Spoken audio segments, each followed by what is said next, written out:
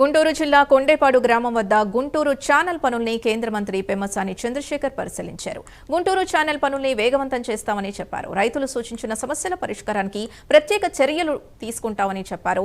పాత కల్వర్టులు, గేట్లు, వంతెనలు శిథిలావస్థకు చేరడం, మురుగునీరు కాలువలో కలవడం వంటి సమస్యల్ని దృష్టిలో పెట్టుకుని ఈ ప్రాజెక్టుని చేపట్టామన్నారు.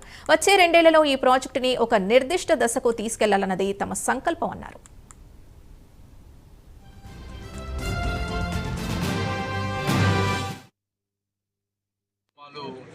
ఇంకా తాగునీరు సాగునీరు కావాల్సినటువంటి పరిస్థితుల్లో ఈ గుంటూరు ఛానల్ ఎక్స్టెన్షన్, అదేవిధంగా మోడర్నైజేషన్, ఎందుకంటే ఫ్రంట్లో ఒక నెక్ లాగా ఉంటుంది కాబట్టి దాన్ని వెడల్పు చేస్తే తప్పించి ముందుకు వెళ్ళదు.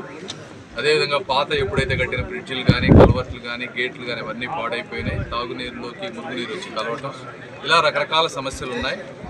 ఆ రోజు ప్రభుత్వంలో ఉన్నటువంటి గౌరవ ముఖ్యమంత్రి గారు దీని గురించి తెలుసు, వారికి చంద్రబాబు నాయుడు గారు దాదాపు 250 కోట్లతోటి ఆ రోజు శాంక్షన్ చేశారు 2017-18 ఆ ప్రాంతంలో.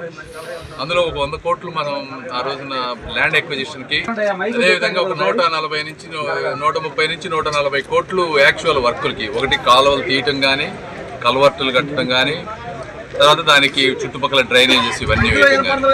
ఈ గవర్నమెంట్ వచ్చిన తర్వాత మనం ల్యాండ్ ఎక్విజిషన్ పూర్తి చేసాం.